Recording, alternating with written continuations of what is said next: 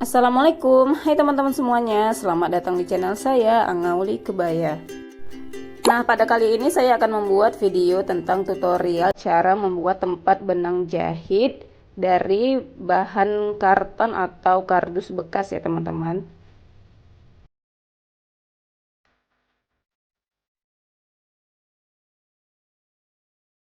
Adapun bahan dan alat serta cara membuatnya teman-teman bisa lihat pada video saya ini sudah saya cantumkan.